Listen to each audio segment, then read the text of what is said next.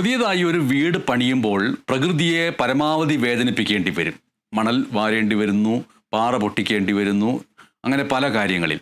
ഇവിടെ ഇതാ പ്രകൃതിയെ പരമാവധി വേദനിപ്പിക്കാതെ ഒരു വീട് പണിയണമെന്ന ചിന്തയുള്ള തൃശ്ശൂർ എറിയാട് സ്വദേശി രജീഷ് എങ്ങനെയാണ് സ്വപ്നം പൂർത്തിയാക്കിയത് എന്ന് നോക്കാം.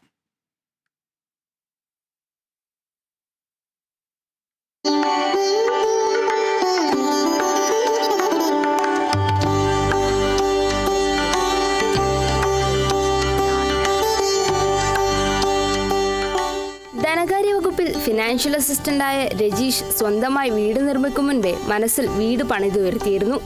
നമ്മളെപ്പോലെ വീടിനും ഒരു ആത്മാവ് വേണം, പരമാവധി പ്രകൃതിയോട് ഇണങ്ങി നിൽക്കണം, യഥേഷ്ടം കാറ്റും വെളിച്ചവും വേണം. ഇതായിരുന്നു രജീഷിന്റെ സ്വപ്നം. അങ്ങനെയാണ് രജീഷ് ശാന്തിലാലിലേക്ക് എത്തുന്നത്. ഇത്തരത്തിലുള്ള വീടുകൾ നിർമ്മിക്കുന്നതിൽ വിദഗ്ധനായ ശാന്തിലാൽ രജീഷിന്റെ സ്വപ്നഗ്രഹത്തിന് രൂപവും ഭാവവും നൽകി. സിമന്റിന്റെ ഉപയോഗം പരമാവധി കുറച്ചാണ് വീട് നിർമ്മിച്ചിട്ടുള്ളത്. പരമ്പരാഗത രീതിയിലുള്ള സുർക്കി മിശ്രിതമാണ് നിർമ്മാണത്തിനായി കൂടുതലും ഉപയോഗിച്ചിട്ടുള്ളത്.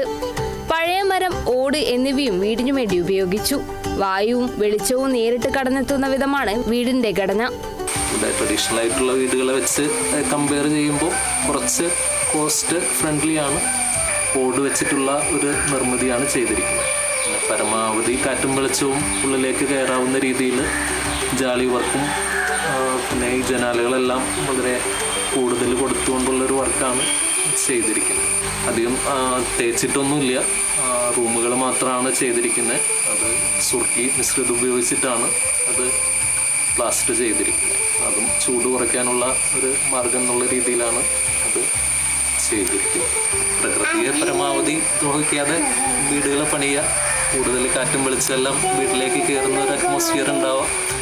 50 ലക്ഷത്തോളം രൂപ ചിലവഴിച്ച് 1.5 വർഷം കൊണ്ടാണ് 2700 സ്ക്വയർ ഫീറ്റ് വലിപ്പമുള്ള വീട് നിർമ്മിച്ചത്. കേരള ഗസ്റ്റഡ് ഓഫീസേഴ്സ് അസോസിയേഷൻ ജില്ലാ സെക്രട്ടേറിയറ്റ് അംഗമായ രജീഷ് എറിയാട് മുഹമ്മദ് അബ്ദുറഹ്മാൻ സ്മാരക വായനശാലയുടെ സെക്രട്ടറി കൂടിയാണ്. Kerala vision news, Thrissur.